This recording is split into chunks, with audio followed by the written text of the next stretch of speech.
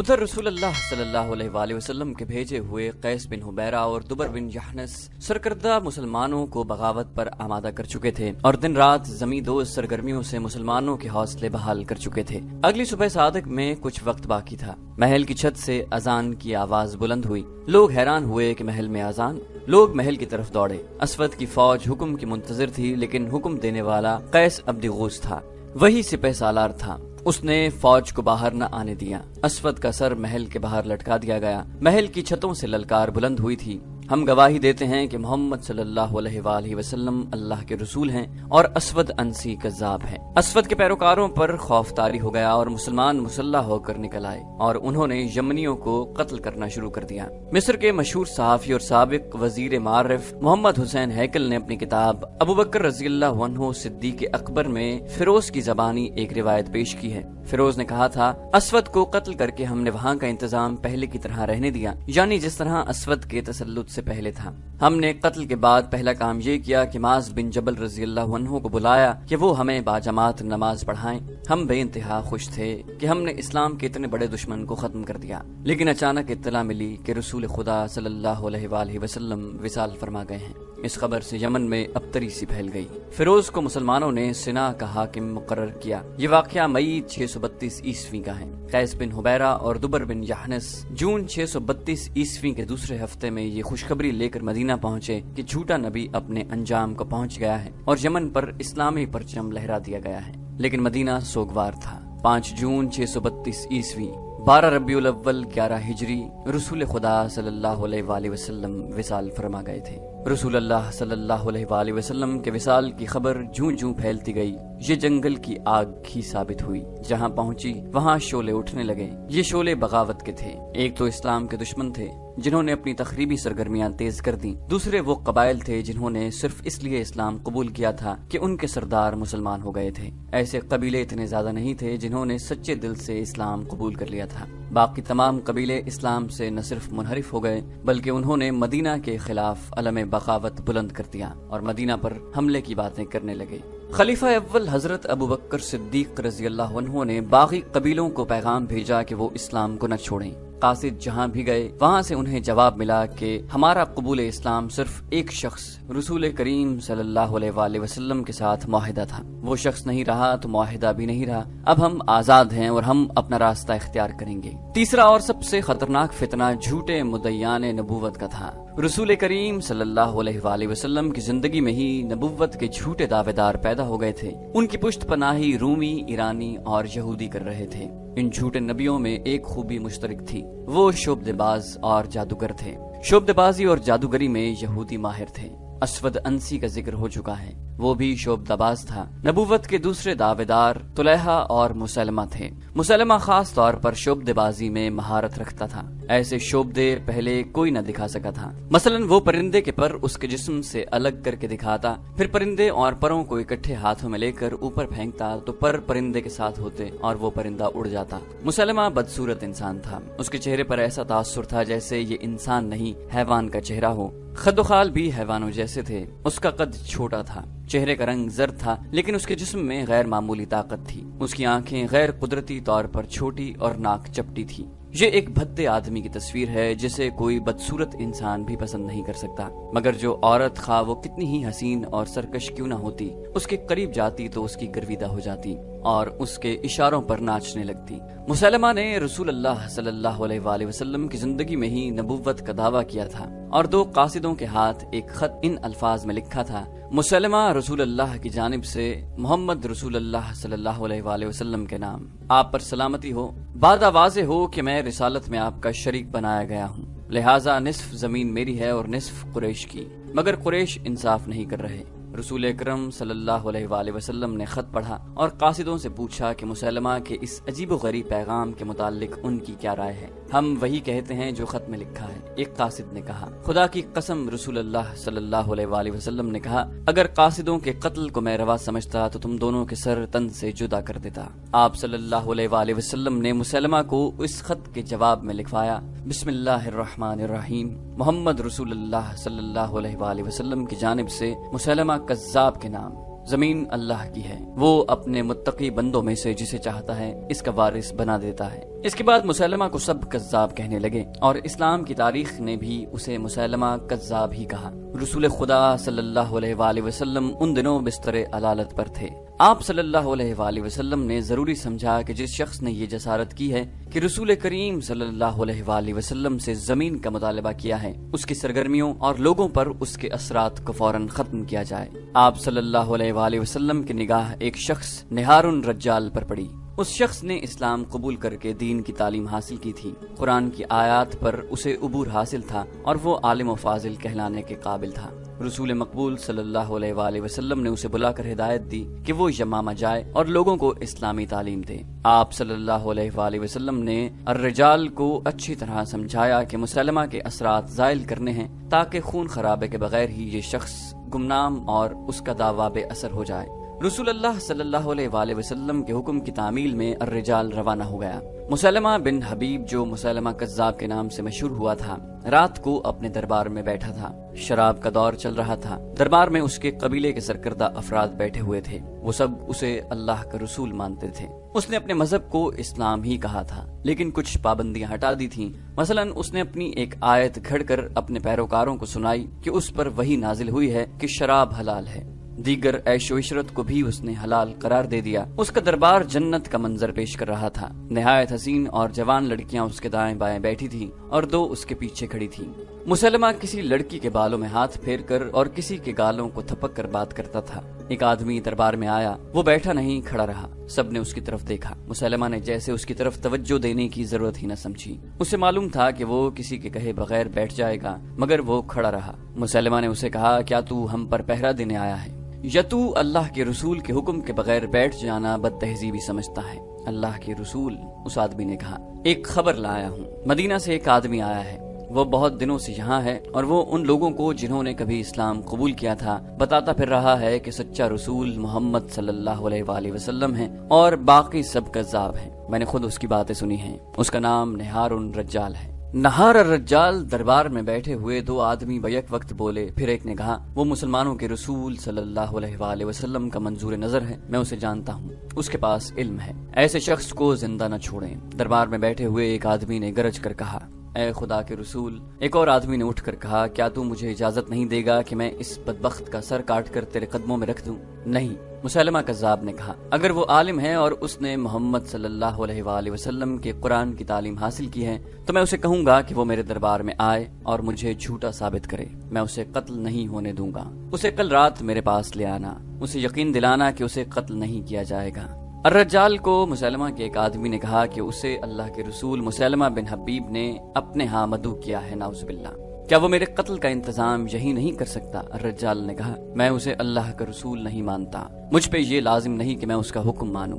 مسلمہ کے ایلچی نے کہا، وہ جہاں چاہے تمہیں قتل کرا سکتا ہے، اس میں یہ طاقت بھی ہے کہ پھونک مار دے تو تیرا جسم مردہ ہو جائے، وہ تجھے زندہ دیکھنا اور رخصت کرنا چاہتا ہے۔ مسلمانوں نے الرجال سے کہا کہ وہ اس کذاب کے ہاں نہ جائے۔ الرجال نے کہا، یہ میری زندگی اور موت کا سوال نہیں، یہ صداقت اور کذاب کا سوال ہے۔ اگر ایک کذاب کو صدق سے بہرور کرنے میں میری جان چلی جاتی ہے تو یہ سودا مہنگا نہیں۔ الرجال نے کہا، میں آؤں گا، آج ہی رات آؤں گا۔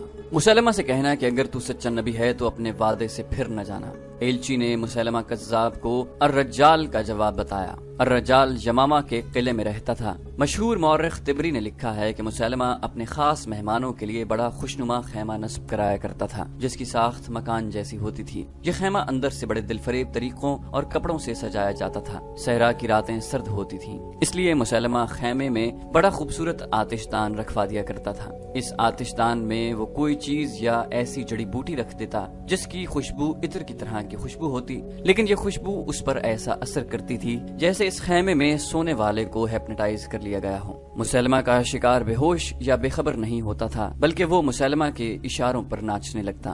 خود مسلمہ پر اس کا یہ اثر نہیں ہوتا تھا۔ مسلمہ کذاب کو جب یہ اطلاع ملی کہ الرجال آ رہا ہے تو اس نے اپنا مخصوص خیمہ نصب کرایا اور اس میں وہ تمام انتظامات کرا دیے جو وہ کرایا کرتا تھا۔ اس نے رات کے لیے آتش دان بھی رکھوا دیا۔ الرجال آیا تو مسلمہ نے باہر آ کر اس کا استقبال کیا۔ تم ایک رسول کے بھیجے ہوئے آدمی ہو، مسلمہ نے کہا اور میں بھی رسول ہوں، اس لیے تمہارا احترام میرا فرض ہے، میں صرف اسے رسول صلی اللہ علیہ وآلہ وسلم مانتا ہوں جس نے مجھے بھیجا ہے۔ الرجال نے کہا اور میں تمہیں یہ کہتے ہوئے نہیں ڈروں گا کہ تم کذاب ہو۔ مسلمہ مسکرایا اور الرجال کو خیمے میں لے گیا۔ تاریخ میں اس سوال کا جواب نہیں ملتا کہ خیمے میں مسلمہ اور الرجال کے درمیان کیا باتیں ہوئی، کیسی سودے بازی یا کیسا شوبدہ یا جادو تھا کہ اگلی صبح جب الرجال خیمے سے نکلا تو اس کے منہ سے پہلی بات یہ نکلی کہ اس میں کوئی شبہ نہیں کہ مسلمہ اللہ کا سچا رسول ہے اور اس پر وحی نازل ہوتی ہے۔ اس نے یہ بھی کہا میں نے محمد صلی اللہ علیہ وآلہ وسلم کو یہ بھی کہتے ہوئے سنا ہے کہ مسلمہ سچا نبی ہے۔ الرجال کی حیثیت صحابی کی سی تھی، اس لیے مسلمانوں نے اس پر اعتبار کیا۔ الرجال بنو حنیفہ سے تعلق رکھتا تھا۔ الرجال کا اعلان سن کر بنو حنیفہ کے لوگ چوک در چوک مسلمہ کو اللہ کا رسول مان کر اس کی بیعت کو آ گئے۔ مورخ لکھتے ہیں کہ مسلمہ نے یہ سوچ کر الرجال کو قتل نہیں کرایا تھا کہ وہ عالم ہے اور صحابی کا درجہ رکھتا ہے، اگر اسے ہاتھ میں لے لیا جائے تو بیعت کرنے والوں کی تعداد میں اضافہ ہو جائے گا۔ چنانچہ اس شخص کو ہاتھ میں لینے کے لیے آتش دان کا اور اپنی زبان کا جادو چلایا اور الرجال کو اپنا دست راست بنا لیا۔ الرجال نے مسلمہ کی جھوٹی نبوت میں روح پھونک دی۔ اکثر ماں باپ اپنے نوزائیدہ بچوں کو رسول کریم صلی اللہ علیہ وآلہ وسلم کے پاس لاتے اور آپ صلی اللہ علیہ وآلہ وسلم بچے کے سر پر ہاتھ پھیرا کرتے تھے۔ الرجال نے مسلمہ کذاب کو مشورہ دیا کہ وہ بھی نوزائیدہ بچوں کے سروں پر ہاتھ پھیرا کرے۔ مسلمہ کو یہ بات اچھی لگی، اس نے کئی نوزائیدہ بچوں اور بچیوں کے سروں پر ہاتھ پھیرا۔ مورخوں نے لکھا ہے کہ یہ بچے جب سن بلوغت میں داخل ہوئے تو ان کے سروں کے بال اس طرح جھڑ گئے کہ کسی مرد یا عورت کے سر پر ایک بھی بال نہ رہا۔ اس وقت تک مسلمہ کو مرے ہوئے زمانہ گزر گیا تھا۔ اس دوران ایک عورت نے بھی نبوت کا دعویٰ کیا، اس کا نام سجا تھا، وہ الحارث کی بیٹی تھی، اسے ام صادرہ بھی کہتے تھے۔ اس کی ماں عراق کے ایک قبیلے سے تھی اور باپ بنو یربو سے تعلق رکھتا تھا۔ الحارث اپنے قبیلے کا سردار تھا۔ سجا بچپن سے خودسر اور آزاد خیال تھی، وہ چونکہ سرداروں کے خاندان میں جنی پلی تھی اس لیے دوسروں پر حکم چلانا اس کی سرشت میں شامل تھا۔ وہ غیر معمولی طور پر ذہین اور عقل مند تھی۔ ایک دو مورخوں نے لکھا ہے کہ یہ غیبدان بھی تھی اور وہ آنے والے وقت کو قبل از وقت جان لیتی تھی۔ اس کے متعلق اختلاف رائے بھی پایا جاتا ہے، لیکن یہ بات سب نے متفقہ طور پر کہی ہے کہ سجا قدرتی طور پر شاعرہ تھی، ہر بات منظوم کرتی تھی، اس کی زبان میں چاشنی تھی۔ اس کی ماں کا قبیلہ عیسائی تھا، اس لیے سجا نے بھی عیسائیت کو ہی پسند کیا۔ سجا کے کانوں میں یہ خبریں پڑی کہ طلحہ اور مسلمہ نے بھی نبوت کا دعویٰ کیا ہے اور لوگ ان کی بیعت کر رہے ہیں، تو اس نے بھی نبوت کا دعویٰ کر دیا۔ وہ جوان ہو چکی تھی، خدا نے اسے دیگر اوصاف کے علاوہ حسن بھی دیا تھا۔ اس کے سراپا اور چہرے پر ایسا تاثر تھا کہ لوگ اس سے مسحور ہو کر اسے نبی مان لیتے۔ بہت سے لوگ اس کی شاعری سے متاثر ہوئے۔ وہ صرف نبی بن کر کہیں بیٹھنا نہیں چاہتی تھی، اس نے اپنے پیروکاروں کی ایک فوج تیار کر لی اور بنی تمیم کے ہاں جا پہنچی۔ ان قبائل کے جو سردار تھے وہ رسول اکرم صلی اللہ علیہ وآلہ وسلم کے مقرر کیے ہوئے تھے۔ یہ تھے زبرقان بن بدر، قیس بن عاصم، وقی بن مالک اور مالک بن نویرہ۔ سجا نے مالک بن نویرہ کو اپنے پاس بلایا اور اسے کہا کہ وہ مدینہ کو تہ تیغ کرنے آئی ہے اور بنی تمیم اس کا ساتھ دیں۔ مالک بن نویرہ نے اسے بتایا کہ کئی قبیلے اسے پسند نہیں کرتے، پہلے انہیں زیر کرنا ضروری ہے۔ سجا زیر کرنے کا مطلب کچھ اور سمجھتی تھی، اس کے پاس اچھا خاصا لشکر تھا۔ مالک نے اس میں اپنی فوج شامل کر دی اور قبیلوں کی بستیوں پر حملہ آور ہوئے۔ قبیلے ان کے آگے ہتھیار ڈالتے چلے گئے، لیکن سجا نے انہیں یہ کہنے کی بجائے کہ اسے نبی مانے، ان کے گھر لوٹ لیے اور ان کے مویشی چھین لیے۔ اس مال غنیمت سے اس کا لشکر بہت خوش ہوا۔ اس کی لوٹ مار کی شہرت دور دور تک پھیل گئی۔ سجا ایک مقام نباج پہنچی اور اس علاقے کی بستیوں میں لوٹ مار شروع کر دی، لیکن یہ قبیلے متحد ہو گئے اور سجا کو شکست ہوئی۔ وہ ایک اور حملہ کرنا چاہتی تھی، لیکن اسے ایک مجبوری کا سامنا تھا۔ اس کے لشکر کے کئی سرداروں کو نباج کے قبیلوں نے پکڑ کر قید میں ڈال دیا تھا۔ سجا نے اپنے ایلچی ان قیدیوں کی رہائی کے لیے بھیجے۔ قبیلوں کے سردار نے ایلچی سے کہا، پہلے اس علاقے سے کوچ کرو، تمہیں تمہارے قیدی مل جائیں گے۔ سجا نے یہ شرط قبول کر لی اور اپنے سرداروں کو آزاد کرا کے اس علاقے سے نکل گئی۔ اس کے سرداروں نے اس سے پوچھا کہ اب کدھر کا ارادہ ہے؟ یمامہ، سجا نے کہا۔ وہاں مسلمہ بن حبیب کوئی شخص ہے جس نے نبوت کا دعویٰ کر رکھا ہے، اسے تلوار کی نوک پر رکھنا ضروری ہے، لیکن یمامہ کے لوگ جنگ و جدل میں بہت سخت ہیں، ایک سردار نے اسے کہا، اور مسلمہ بڑا طاقتور ہے۔ سجا نے کچھ ایسے شعر پڑھے جن میں اس نے اپنے لشکر سے کہا تھا کہ ہماری منزل یمامہ ہے۔ مسلمہ کذاب نے اپنے جاسوسوں کو دور دور تک پھیلایا ہوا تھا، उसे ये इत्तला दी गई कि एक लश्कर यमामा की तरफ बढ़ रहा है। मुसलमा ने ये मालूम करा लिया कि ये सुज्जा का लश्कर है। उसने अर्रिजाल को बुलाया। क्या तुमने सुना है कि सुज्जा का लश्कर आ रहा है? मुसलमा ने कहा, लेकिन मैं उनसे लड़ना नहीं चाहता। तुम जानते हो कि इस इलाके में मुसलमानों की फौज मौजूद है जिसका सालार इक्रमा है। क्या हमारे लिए ये बेहतर नहीं होगा कि सुज्जा और इक्रमा की लड़ाई हो जाए और जब दोनों लश्कर आपस में उलझे हुए हों उस वक्त हम उस पर हमला कर दें? अगर उनकी टक्कर न हुई तो तुम क्या करोगे? अर्रिजाल ने कहा, फिर मैं सुज्जा के साथ दोस्ती का मुआहिदा कर लूंगा। मुसलमा ने कहा, सूरत वही पैदा हो गई। सुज्जा और इक्रमा रजी अल्लाह अन्हु की फौजें एक दूसरे से बेखबर रहीं और सुज्जा यमामा के बिल्कुल करीब आ गई। मुसलमा ने अपना एक एलची सुज्जा के पास इस पैगाम के साथ भेजा कि सुज्जा उसे मिलने उसके पास आए ताकि दोस्ती का मुआहिदा किया जाए। सुज्जा ने जवाब भेजा कि वो आ रही है, लेकिन मुसलमा को कबल इस वक्त इत्तला मिल गई कि सुज्जा अपने लश्कर को साथ ला रही है। उसने सुज्जा को पैगाम भेजा कि लश्कर को साथ लाने से मैं ये समझूंगा कि तुम दोस्ती की नीयत से नहीं आ रही। ज्यादा से ज्यादा ये कर सकती हो कि अपने चंद एक मुहाफिजों को साथ ले आओ। मुसलमा के एक दरबारी ने कहा, ए रसूल, सुना है कि सुज्जा का लश्कर इतना बड़ा है कि यमामा की वो ईंट से ईंट बजा देगी, और ये भी सुना है कि वो कत्लो गारत करके और लूट मार करके आगे चली जाती है। उससे वही महफूज रहता है जो उसकी नबुव्वत को तस्लीम कर लेता है। मुसलमा ने पूछा, क्या तुम मुझे डरा रहे हो? क्या तुम मुझे ये मशवरा देना चाहते हो कि मैं अपनी नबुव्वत से दस्तबरदार होकर उसकी नबुव्वत को तस्लीम कर लूं? उसे जवाब मिला, नहीं, हमारा मतलब एहतियात से है, वो कोई अपना हाथ न दिखा जाए। मुसलमा ने कह लगाया और कहा, तुम शायद मेरी सूरत देखकर मशवरा दे रहे हो। क्या तुम मुझे कोई ऐसी औरत दिखा सकते हो जो मेरे पास आई हो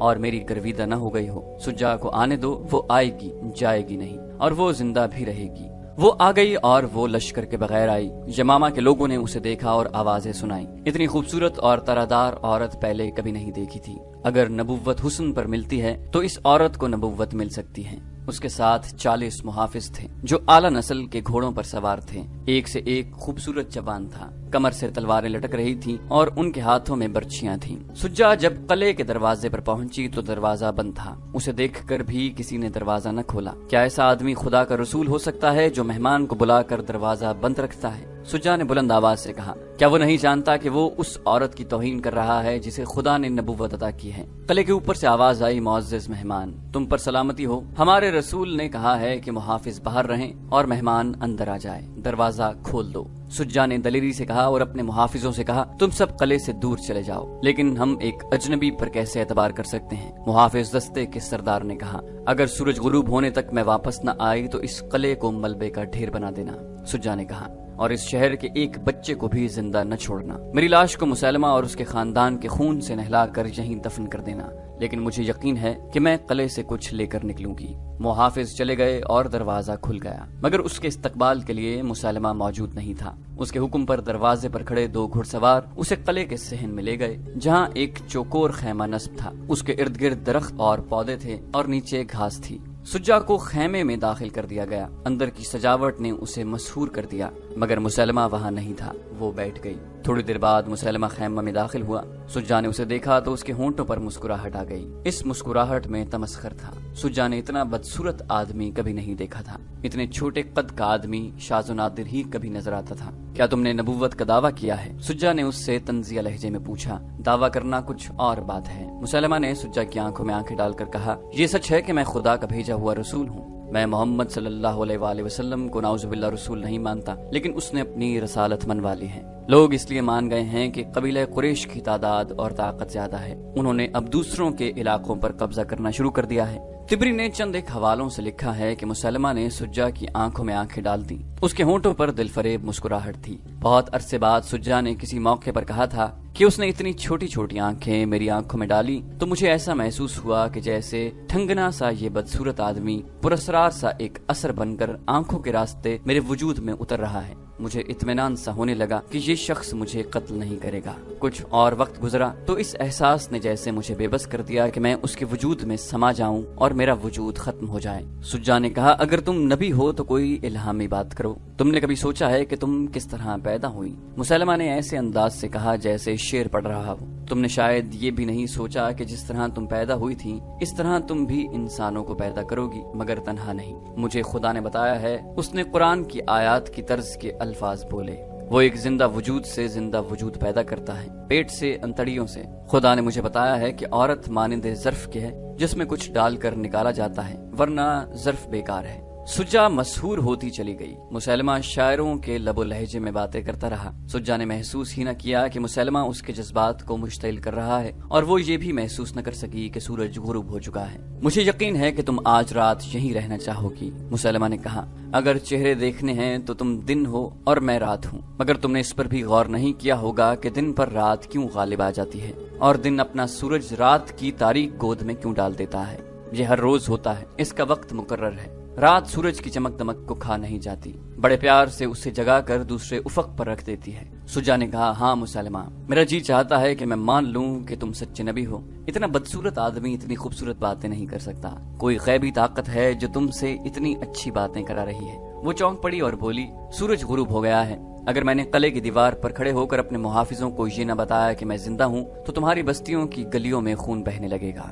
مسلمہ نے اسے اپنے 2 محافظوں کے ساتھ قلعے کی دیوار پر بھیج دیا اور خیمے میں رکھا ہوا آتش دان جلانے کا حکم دیا۔ فانوس بھی روشن ہو گئے۔ مسلمہ نے آتش دان میں چھوٹی سی کوئی چیز رکھ دی، کمرے میں خوشبو پھیلنے لگی۔ سجا واپس خیمے میں آئی تو اس پر خمار ستاری ہونے لگا۔ وہ عام سی عورتوں کی طرح رومان انگیز باتیں کرنے لگی۔ کیا یہ اچھا نہیں ہوگا کہ ہم میاں بیوی بن جائیں؟ مسلمہ نے اس کی آنکھوں میں آنکھیں ڈال کر پوچھا۔ اس سے اچھی اور کوئی بات نہیں ہو سکتی، سجا نے مخمور سی آواز میں جواب دیا۔ صبح طلوع ہوئی تو سجا اس انداز سے باہر نکلی جیسے دلہن اپنی پسند کے دلہا کے ساتھ ازدواجی زندگی کی پہلی رات گزار کر نکلی ہو۔ قلعے میں شادیانے بجنے لگے۔ سجا کے لشکر تک یہ خبر پہنچی کہ سجا نے مسلمہ کے ساتھ شادی کر لی ہے۔ یہ شادی اسلام کے لیے بہت بڑا خطرہ بن گئی۔ ارتداد کے 2 لشکر متحد ہو گئے، لیکن یہ اتحاد جلدی بکھر گیا کیونکہ مسلمہ نے سجا کو دھوکہ دیا اور وہ دل برداشتہ ہو کر عراق اپنے قبیلے چلی گئی۔ مسلمہ نے اپنے لیے ایک بہت بڑے خطرے کو ختم کر دیا تھا۔ سجا کو اتنا صدمہ ہوا کہ وہ نبوت کے دعوے سے دستبردار ہو گئی۔ بعد میں وہ مسلمان ہو گئی اور کوفہ چلی گئی تھی۔ اس نے بڑی لمبی عمر پائی اور متقی اور پارسا مسلمان کی حیثیت سے مشہور رہی۔ تو دوستو، یہ تھی ہماری آج کی ایپیسوڈ۔ امید کرتے ہیں آپ کو ہماری ایپیسوڈ پسند آئی ہوگی۔ جانے سے پہلے اس ویڈیو کو لائک، شیئر اور کامنٹ کرنا مت بھولیے، اور اگر آپ ہمارے چینل پر نئے ہیں تو اسے سبسکرائب کیجیے اور بیل آئیکن پر کلک کیجیے تاکہ آپ کو تمام ویڈیوز فوراً ملتی رہیں۔